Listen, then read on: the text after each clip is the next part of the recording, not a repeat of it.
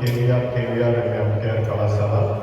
ఈ కళాశాలకు మరి ఆర్థిక సహాయ సహకారాలు అందించినటువంటి మంతెన కృష్ణరాజు గారు, కోసంపూడి విష్ణువర్ధన్ రాజు గారు, కనుమూరి వెంకటరాజు గారిని మననం చేసుకుంటూ వారి యొక్క ఆర్థిక సహకారంతో ఎంతోమంది ఈ చుట్టుపక్కల ఉన్నటువంటి గ్రామ పెద్దలందరి సహకారంతో ఎంత మంచి ప్రాంగణాన్ని ఈ కళాశాలని ఈ గ్రామంలో ఏర్పాటు చేసుకుని 45 సంవత్సరాలుగా ఎంతోమంది విద్యార్థులకి మరి ఇక్కడ విద్య నేర్పి ఉపాధి అవకాశాలు కలిగించినటువంటి వ్యక్తులు వారిని మనం చేసుకోవడం అనేటువంటిది ఒకసారి స్మరించుకోవడం మనందరి యొక్క ఎంత మంచి ప్రాంగణం ఏర్పాటు చేయడానికి వారి యొక్క ఆలోచనలే మరి ఈరోజు ఈ విధంగా 45 సంవత్సరాలు సుభిక్షంగా ఈ గ్రామంలో ఇది మరి ముందుకు వెళుతూ ఉన్నది.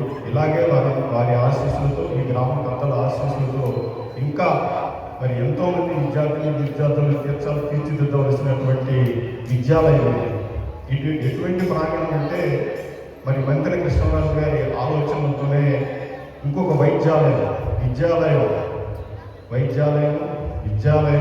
దేవాలయం, ఈ 3 ప్రాంగణాలు కలిపినటువంటి ప్రాంగణం ఈ కేవీఆర్ అండ్ ఎంకేఆర్ కళాశాల. మరి ఇట్లాంటి కళాశాల మనం ఎక్కడ కూడా చూడము. 3 ఆలయాలు ఇక్కడే ఉన్నాయి. మరి అట్లాంటి కళాశాల, మరి ఇట్లాంటి కళాశాలని అమెరికా నుంచి వచ్చి తనదైన శైలిలో అహర్నిశలు మరి కళాశాల యొక్క నిధులని ఏ విధంగా పర్యవేక్షిస్తూ కళాశాలకు ఆర్థిక సహాయాన్ని అందిస్తూ ముందుకు నడిపిస్తున్నటువంటి వ్యక్తులు మా నరసరాజు గారు. మరి పెద్దలు గౌరవనీయులు ఈ కార్యక్రమానికి వారిని సభాధ్యక్షత వహించవలసిందిగా నమస్కారాలు తెలియజేసుకుంటూ ఆహ్వానిస్తూ ఉన్నాను. డాక్టర్ నరసరాజు గారు కళాశాల పాలకవర్గం అధ్యక్షులు, వారిని సాధారణంగా వేదిక మీదకి ఆహ్వానిస్తూ ఉన్నాను. Please sir. నరసరాజు గారు.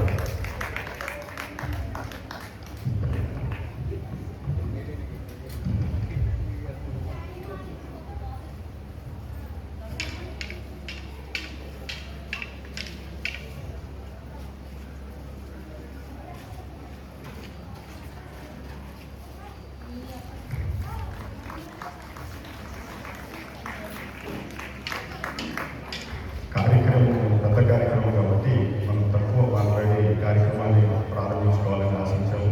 వారి గురించి చెప్పాలంటే మనకి టైం చాలు. ప్లీజ్ కూర్చో. థ్యాంక్ యూ డాక్టర్ నరసరాజు గారు. అలానే మరి ఈ కార్యక్రమానికి ముఖ్య అతిథిగా ఇక్కడికి విచ్చేసి ఉన్నారు డాక్టర్ టి కళ్యాణ్ కుమార్ గారు, తెలుగు లెక్చరర్, ప్రియదర్శిని డిగ్రీ కళాశాల తెనాలి. వారు ఫ్రీలాన్స్ జర్నలిస్ట్గా, హెచ్సివి ఛానల్ న్యూస్ రీడర్గా కూడా పనిచేస్తూ ఉన్నారు. వారిని కూడా సాధారణంగా వేదిక మీదకి ఆహ్వానిస్తూ ఉన్నాను.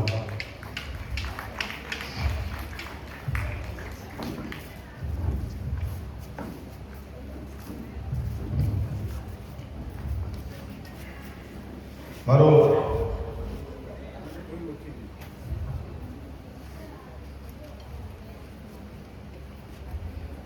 అలానే మరి సిబిఆర్ ఫౌండేషన్ చలసాని బలరామి గారు అందరికీ చెప్పాను మీకు, ఇంత మంచి కార్యక్రమాలని తనకున్నటువంటి ఆస్తి మొత్తాన్ని దీనికే దానం చేస్తూ మరి క్రీడలని, తర్వాత సాంస్కృతిక కార్యక్రమాలని, ఆర్ఎస్ఎస్ కార్యకర్తగా రాష్ట్రంలో ఎక్కడ ఈ ప్రోగ్రాం జరిగినా కూడా ఆర్థిక సహాయం అందిస్తూ ఉన్నారు.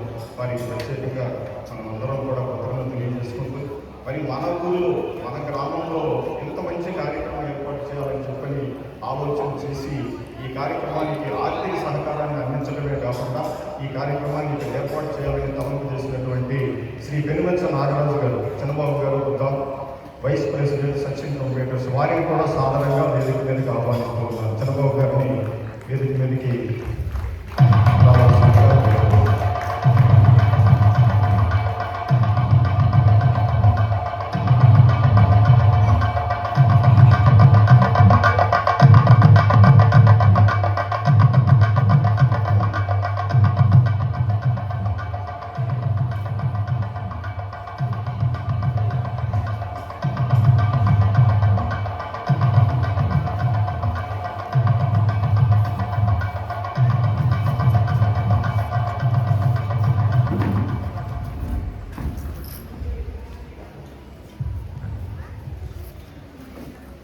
అలాగే మరో అతిథులు, గ్రామ పెద్దలు, ఎంతో కాలం మరి గవర్నమెంట్ సర్వీస్లో వైద్య సేవలు అందించి ఈ ఊరిలో కూడా వైద్య సహకారాలు అందిస్తున్నటువంటి వ్యక్తులు, కళాశాల కమిటీ సభ్యులుగా ప్రోత్సాహాన్ని అందిస్తున్నటువంటి డాక్టర్ మురళీధరరావు గారు, వారిని కూడా వేదిక మీదకి సాధనంగా ఆహ్వానిస్తూ ఉన్నాను.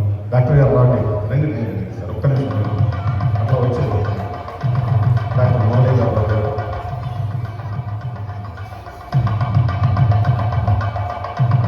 అలానే మరో అతిథులు గత 40 సంవత్సరాల నుంచి మరి ఇక్కడ హాస్పిటల్లో కానీ కళాశాలలో కానీ ఇక్కడ ఎటువంటి కార్యక్రమాలు జరుగుతున్నా కూడా వారి సేవలు అనిర్వచనీయం. ఏది జరుగుతున్నా కూడా శివాజీరాజు గారు కానీ, తర్వాత మన గోకరాజు సుబ్బరాజు గారు కానీ, కళాశాల పర్యవేక్షణ కానీ, అలాగే హాస్పిటల్ పర్యవేక్షణ కానీ 40 సంవత్సరాల నుంచి ఈ గ్రామంలో నేను విన్నటువంటి విషయం, ఏది జరుగుతున్నా కూడా ఆయన సహాయ సహకారాలతో ముందుకు తీసుకెళ్తూ ఉన్నారు. అటువంటి వ్యక్తులు మా గోకరాజు సుబ్బరాజు గారు, వారిని కూడా సాధారణంగా వేదిక మీదకి ఆహ్వానిస్తూ ఉన్నారు. సుబ్బరాజు గారు, ప్లీజ్ సార్.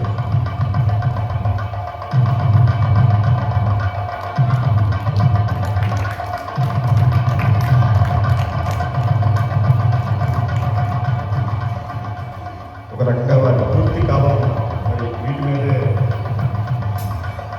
ఆలోచన చేశారు. వారికి ప్రత్యేకంగా అభినందనలు గోకరాజు సుబ్బరాజు గారు.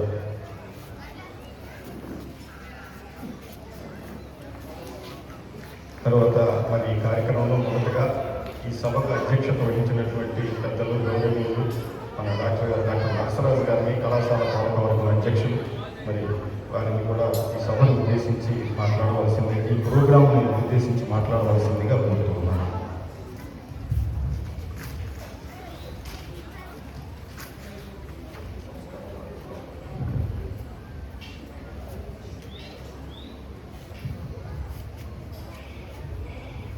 అందరికీ నమస్కారం. ఈరోజు మన ఊళ్ళో మన కాలేజీలో సంస్కార భారతి వారు బాపట్ వారి ఆధ్వర్యంలో చేరు కార్యక్రమాన్ని నిర్వహించడం, నిర్వాహకులందరికీ కూడా మనస్ఫూర్తిగా నమస్కారాలు, ధన్యవాదాలు తెలియజేస్తున్నాను. అందరూ ప్రోగ్రామ్ కోసం ఎదురు చూస్తామని మమ్మల్ని ఇక్కడ కూర్చోబెట్టి, మమ్మల్ని కూర్చోబెట్టి మీరు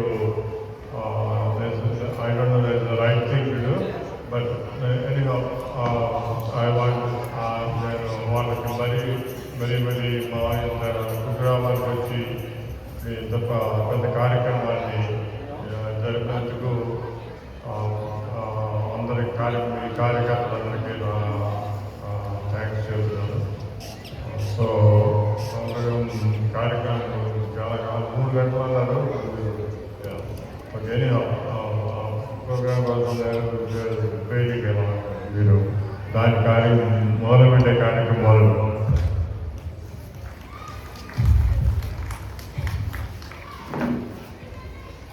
మరి ఇంత మంచి కార్యక్రమం ఏర్పాటు చేయాలంటే మనందరం సేవ చేయడం ఒక ఎత్తు, కానీ మరి ఆర్థిక సహకారం లేదే ఏ కార్యక్రమం కూడా మనం ముందుకు తీసుకెళ్ళలేము. మరి అట్లాంటి వ్యక్తుల గురించి చెప్పుకోకపోవటం అనేది మరి మన కర్తవ్యం కాదు. కాబట్టి మరి ఈ కార్యక్రమానికి ఆర్థిక సహకారాన్ని అందించినటువంటి మన కళాశాల వైస్ ప్రెసిడెంట్ గారు పెనుమత్స నాగరాజు గారు, చిన్నబాబు గారిని కూడా మరి ఈ కార్యక్రమాన్ని ఉద్దేశించి ఈ వక్తల్ని మాట్లాడవలసిందిగా కోరుతున్నాను.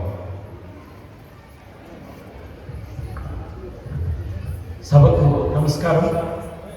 ఇందాక చెప్పుకున్నట్టుగా ఈ కళాశాల ప్రాంగణం మరి 45 ఏళ్ల క్రితం పెద్దలు కోసంపూడి విష్ణువర్ధనరాజు గారు, కనుమూరి వెంకటరాజు గారు, మంతిన కృష్ణరాజు గారు, ప్రత్యేకంగా మంతిన కృష్ణరాజు గారి గురించి నా పరంగా చెప్పాలంటే, నేను అమెరికా వెళ్ళి చదవటానికి అది ఎమోషనల్గా ఫీల్ అవుతున్నాను.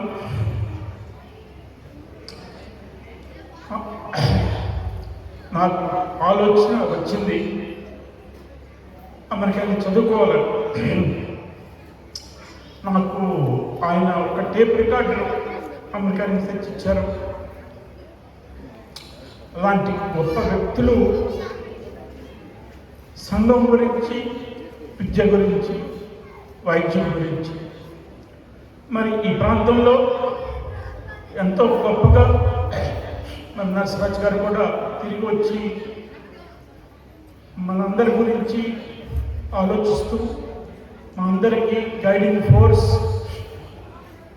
అలాంటి గొప్ప వ్యక్తుల్లో మరి నేను చిన్నగా ఉన్నప్పుడు మా బుద్ధం గ్రామంలో మంత్రి శివరామరాజు గారు, మంత్రి దశరథ రామరాజు గారు, మంత్రి రామరాజు గారు, ఎస్సీ లాంటి వాళ్ళు కూడా చిన్నప్పటి నుంచి మాకు గైడెన్స్ ఇచ్చి బాగా చదువుకోవాలి, చదువు ప్రాధాన్యతలు చెప్పే దగ్గర నుంచి ఎన్నో సాంస్కృతిక కార్యక్రమాలు మా నాన్నగారు కూడా పెమ్మతి శ్రీరామరాజు గారు అన్నింటిలో పాల్గొనడం జరిగింది. బహుశా ఇంతకన్నా నేను ఈ సమయం తీసుకోదలుచుకోలేదు ఈ సమయంలో. కానీ తప్పకుండా ఈ చుట్టుపక్కల వాళ్ళు కొంత శ్రద్ధ తీసుకుని ఈ కార్యక్రమం ఇంత దూరం డబ్బులు తీసుకోకుండా ఎంతోమంది వచ్చి కళాకారులు ఇక్కడ మనం ప్రదర్శిస్తున్నారు. అలాంటి ఫస్ట్ వాళ్ళందరికీ చప్పట్లతో కృతజ్ఞత చెప్పుదాం. ఫస్ట్ వాళ్ళందరికీ డైరెక్టర్ గారు కృష్ణ గారి దగ్గర నుంచి మొదలు పెడితే మిగిలిన వ్యక్తులందరికీ. వాటితో పాటు ఒక్క విషయం చెప్పి నేను ముగిస్తాను. మరి మనకి భారతదేశ ఆచార సాంప్రదాయాలు, సంస్కృతి చాలా ఉంది. దానివల్ల చాలా లాభాలు ఉన్నాయి. కుటుంబ వ్యవస్థ అటన్నింటినీ గౌరవించుకుంటూ మన యూత్ని డెవలప్ చేసుకోవడానికి వివేకానంద గారు చెప్తున్నట్టుగా యూత్ ఈజ్ అవర్ ఫ్యూచర్. వాళ్ళ భవిష్యత్తు గురించి కూడా మనం ఆలోచించి కొన్ని కార్యక్రమాలు వాళ్ళకు చేస్తూ మనమంతా మన బాధ్యతగా సంఘంలో చేసుకుంటూ నెక్స్ట్ జనరేషన్ సపోర్ట్ ఇద్దామని మీ అందరూ కూడా ఇలాంటి సహకారం ఇవ్వాలని, అలాంటి ప్రోగ్రామ్స్లో నేను కూడా యాక్టివ్గా పార్టిసిపేట్ చేస్తానని చెబుతూ అందరికీ వందనాలు. Thank you very much. Thank you Nagaraju గారు. మరి నాగరాజు గారు చెప్పినట్టుగా ముందు తరం కృష్ణరాజు గారు, విష్ణువర్ధన్ రాజు గారు, కనుమూరి వెంకటరాజు గారి తరం తర్వాత మరి ఈ తరంలో డాక్టర్ గారు, చిన్నబాబు గారు, ఎంతోమంది పెద్దలు మరి ఈ కళాశాలను నడిపిస్తూ ఉన్నారు. ఈ ప్రాంగణాలని ముందుకు తీసుకెళ్తూ ఉన్నారు. అట్లాగే ఈ బ్యాటిల్ని నెక్స్ట్ తరం కూడా అందుకుని ముందుకు వెళితే బాగుంటుంది అనేటువంటిది వారి ఆలోచన. వారి ఆలోచనకి తగ్గట్టుగా మరి యువత కూడా ముందుకు వచ్చి వీటన్నిటినీ కాపాడుకోవాల్సినటువంటి బాధ్యత ఈ గ్రామంలో ఉన్నటువంటి యువత మీద ఉంది. నాగరాజు గారు చెప్పినట్టుగా నెక్స్ట్ తరం దీన్ని అందిపుచ్చుకుని ముందుకెళ్తారని చెప్పని, నాగరాజు గారి యొక్క ఆలోచన ముందుకు తీసుకెళ్తారని చెప్పని మనం అందరం కూడా కోరుకున్నాం. అలానే ఈరోజు కార్యక్రమానికి ముఖ్య అతిథి డాక్టర్ టి కళ్యాణ్ కుమార్ గారు, తెలుగు లెక్చరర్, ప్రియదర్శిని డిగ్రీ కళాశాల తెనాలి.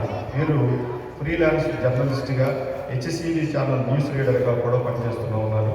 వారికి కూడా ఈ ప్రోగ్రాం గురించి 2 మాటలు చెప్పవలసిందిగా కోరుతున్నాను.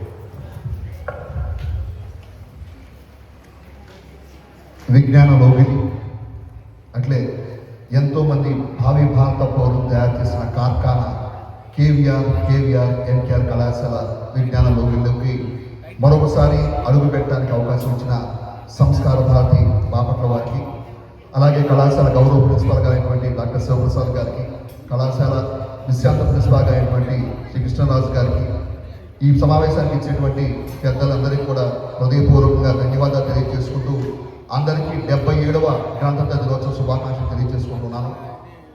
కార్తీక మాసంలో కార్తీక సోమవారానికి ఎంత ప్రాధాన్యత ఉందో అదేవిధంగా ఈరోజు గణతంత్ర దినోత్సవం వేడుకలు జరుగుతున్న శుభ సందర్భాన ఒక స్వతంత్ర రాజ్య స్థాపన కోసం తన యావత్ జీవితాన్ని ధారపోసినటువంటి ఛత్రపతి శివాజీ గారి నాటకం జై హో శ్రీ ఛత్రపతి శివాజీ అనేటువంటి నాటకాన్ని ఇక్కడ ప్రదర్శించడం నిజంగా సంస్కార భారత వారికి శిరస్సు ఉంచి నేను నమస్కారం తెలియజేస్తూ ఉన్నాను.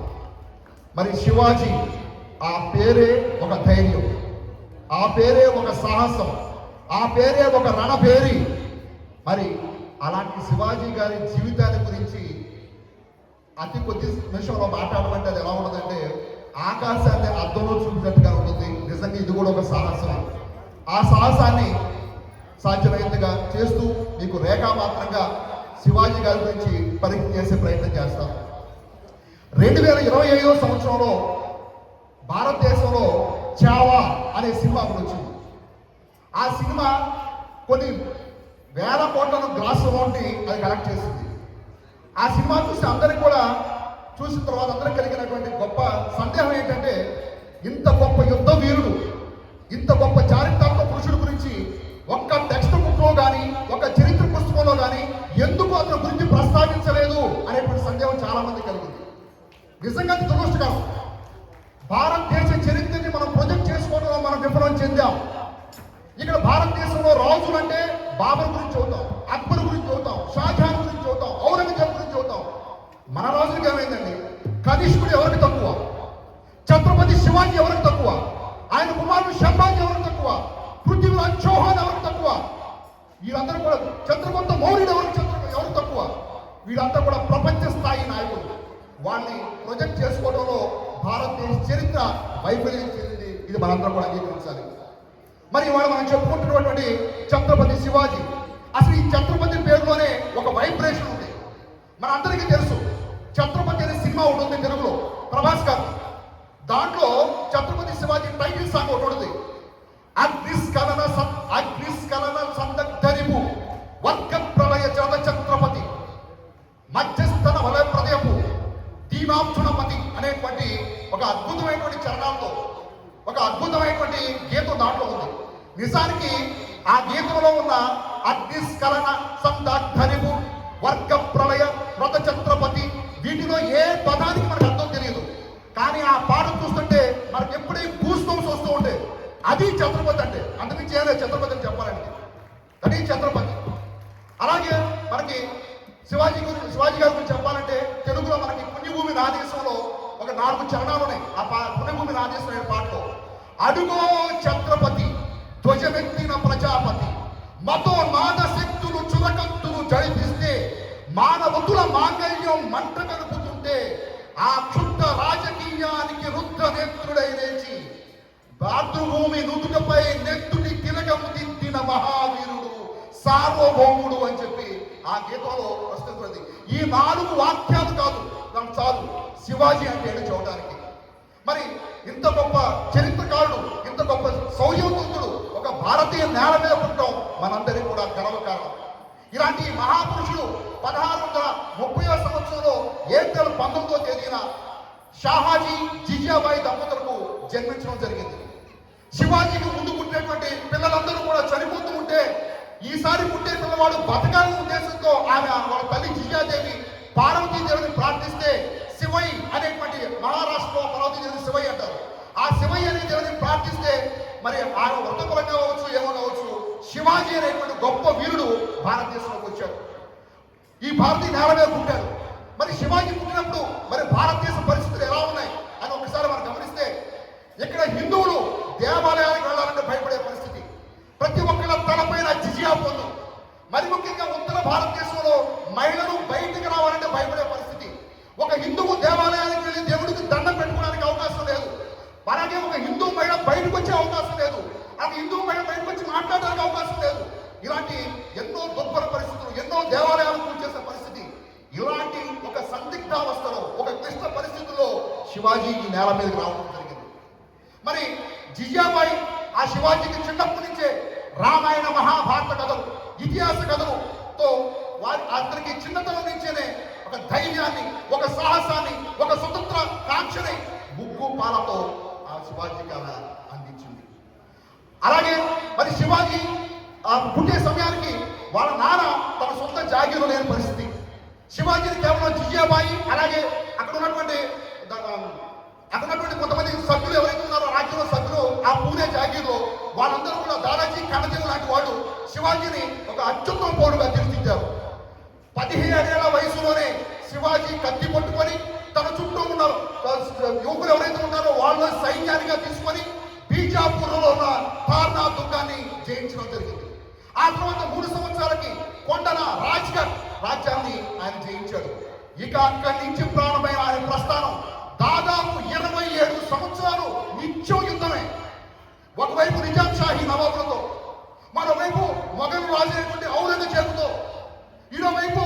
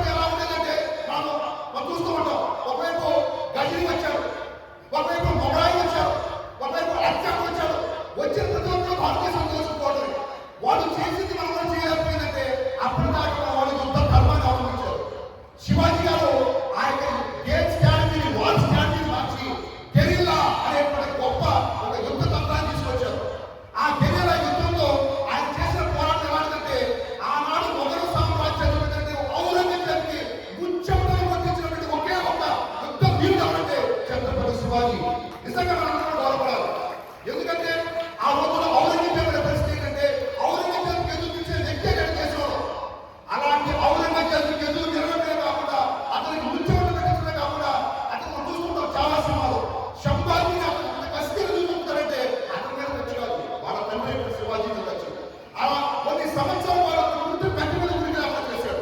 అసలు భారతదేశాన్ని పూర్తిగా ఇస్లాం దేశంగా మారుస్తాను అని శాస్త్రం ఔరంగజేబుని అది నీ చేతి వల్ల కూడా కాదు అని నిరూపించిన వాడు ఛత్రపతి శివాజీ. అలాంటి గొప్ప వ్యక్తి. అలాగే ఆయన సైన్యం మనం చూసుకుంటే ఛత్రపతి శివాజీ ఎందుకు హీరో అంటే అందుకే హీరో. ఏ విధంగా అయితే ఒకవైపు నిజాం షాహీ నవాబు, ఒకవైపు ఔరంగజేబు సైన్యం లక్షల్లో ఉంటే ఈయన కొంతమంది వేల మంది సైన్యంలోనే వాళ్ళందరినీ తిప్పుకొట్టాడు. ఎంత సాహసం ఉండాలి దానికి. పైగా ఆయన ఆ రోజుల్లో యుద్ధం అంటే ఎలా ఉండేదంటే ఆ ముస్లిం వాళ్ళను రాజ్యాలు ఓడించేసి ఆ ఓడిపోయిన సామ్రాజ్యంలో మహిళల్ని మానాలను తెలుస్తూ ఉండేవాడు. ఒక రాజ్యాన్ని జయించామంటే ఆ రాజ్యంలో మహిళలందరూ అధికారం వాళ్ళదే. అలాంటి తరుణంలో శివాజీ ఒక నైతిక విలువతో తన రాజ్య విస్తరణ స్టార్ట్ చేశాడు. తాను నైతికంగా ఉండే గొప్ప కాదు, తన సైన్యంలో ఉన్న కొన్ని వేల మందిని నైతికంగా ఉండేలాగా చేసినటువంటి గొప్ప యుద్ధ వీరుడు శివాజీ. అసలు శివాజీ ఎందుకు గొప్ప వీరుడు అయినా మనం చూస్తే మనకి చూసుకుంటే కనుక ఆయన ఉన్న పరమత సహనం. మన పరమత సహనం అనగానే మన దురదృష్టం మొత్తంగా అక్బర్ అక్బర్ అక్కడ చెప్పుకుంటాం. ఎవరంటే అక్బరు?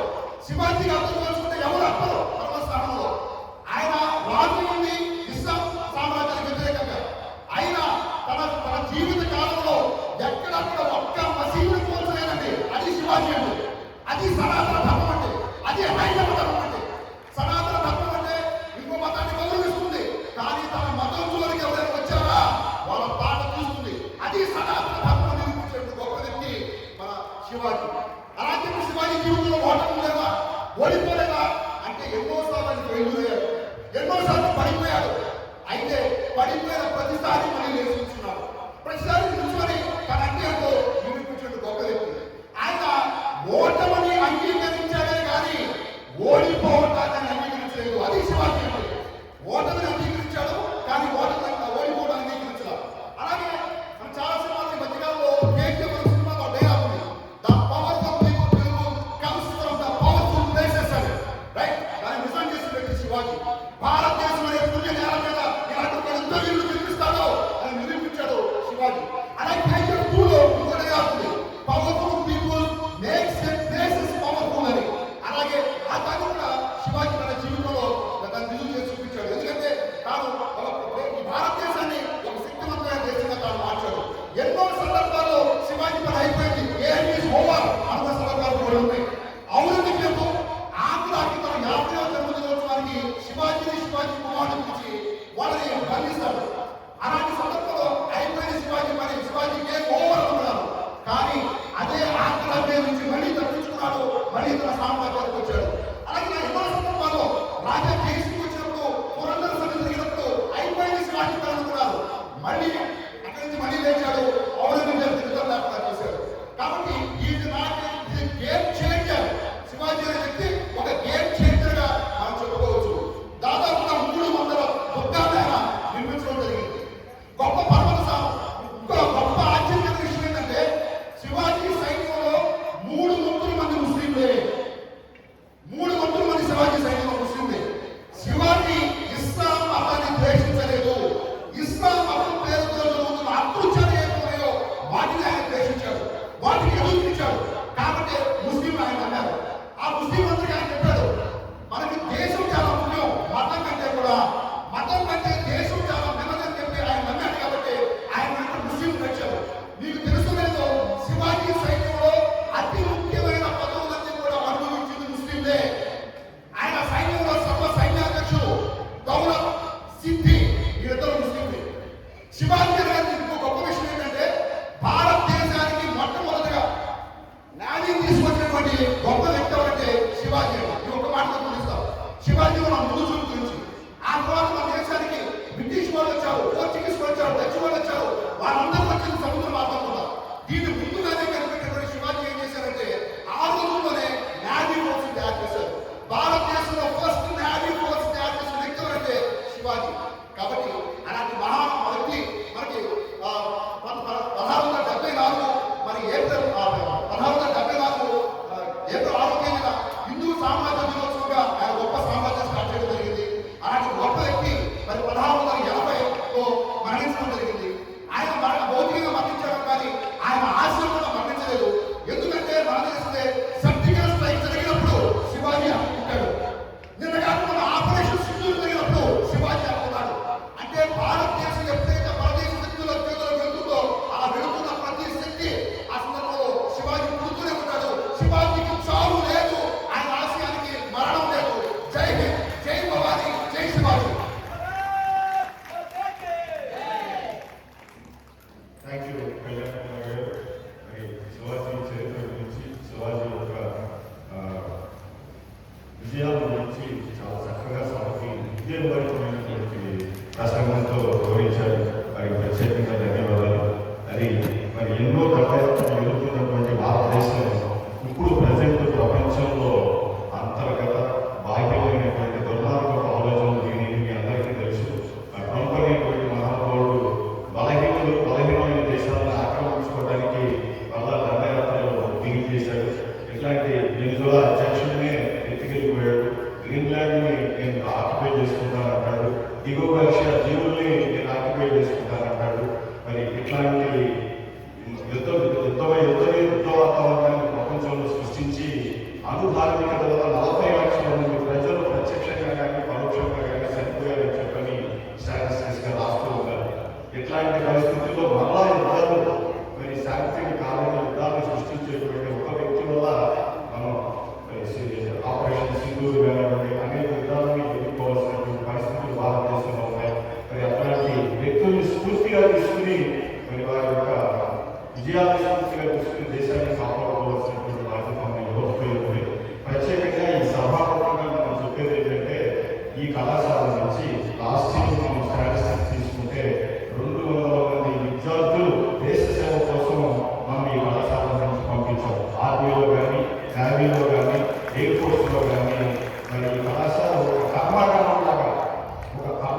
లాగా 45 సంవత్సరాల నుంచి ఇంతమంది యుద్ధ వీరులు మన దేశం కోసం పంపించబడేటువంటిది ఈ కళాశాల చేసుకున్నటువంటి పుణ్యం. మరి ఆ పెద్దల యొక్క ఆశీస్సులు, మరి అట్లాంటి జాతీయ భావంతో ఈ విద్యార్థులు ముందుకు వెళ్తూ ఉన్నారు. మరింత మంది ఈ దేశానికి, ఈ ప్రాంతంలో కూడా ఎంతో మంది స్వాతంత్ర సమరయోధులు, దేశభక్తులు ఈ ప్రాంతంలో నడయాడారు.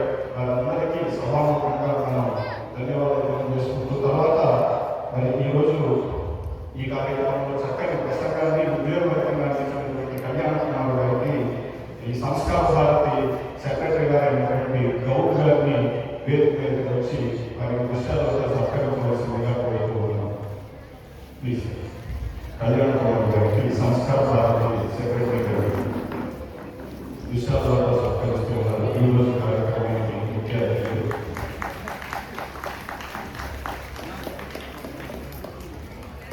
థ్యాంక్ యూ కళ్యాణ్ కుమార్ గారు, గౌరవ గారు ప్రత్యేకంగా ధన్యవాదాలు. అలానే మరి సభలో చివరికి అతిథులు గోకరా సుబ్బారావు గారిని కూడా 5 మాటలు అభినందనలు తెలియజేయవలసిందిగా ఈ కార్యక్రమాన్ని కోరుతున్నాను.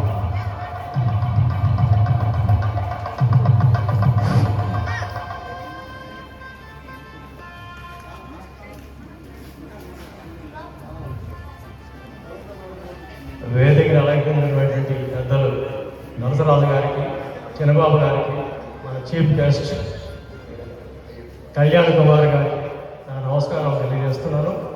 అలాగే ఈ కార్యక్రమాన్ని ఇక్కడ ఏర్పాటు చేసినటువంటి సంస్కార భారతి బాపట్ల వారు శాస్త్రి గారు, భావనారాయణ గారికి కూడా నా ధన్యవాదాలు. అలాగే ఈ మారుమూల గ్రామానికి హైదరాబాద్ నుంచి, విజయవాడ నుంచి కూడా ఎంతో శ్రమకూర్చి ఇక్కడ ఈ ప్రదర్శన ఇవ్వడానికి వచ్చినటువంటి సాయిబాబా నాట్య మండలి వారికి అనేక ధన్యవాదాలు తెలుపుతున్నాను. శివాజీ చరిత్ర గురించి మనకి ఇంపుగా చెప్పడం కోసం ఈ నాటకం జరుగుతున్నది. కాబట్టి దీన్ని స్ఫూర్తిగా తీసుకొని ఎక్కువ యూత్ దాన్ని స్ఫూర్తిగా తీసుకొని వాళ్ళకి తర్వాత వచ్చే తరానికి కూడా ఈ చరిత్ర తెలియజేయవలసిందిగా కోరుకుంటూ సెలవు తీసుకుంటాం.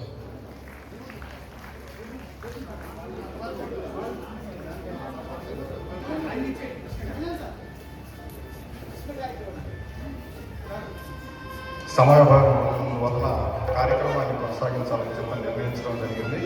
మరి ఈరోజు ఛత్రపతి శివాజీ మహారాజు నాటకాన్ని ప్రదర్శించడానికి ఇచ్చేసినటువంటి నాటకకర్తలు మరి నటులందరికీ కూడా మా అందరి తరఫున ధన్యవాదాలు తెలియజేసుకుంటూ కార్యక్రమాన్ని కొనసాగించవలసిందిగా కోరుతూ ఉన్నాను. ప్రదర్శన కొనసాగించవలసిందిగా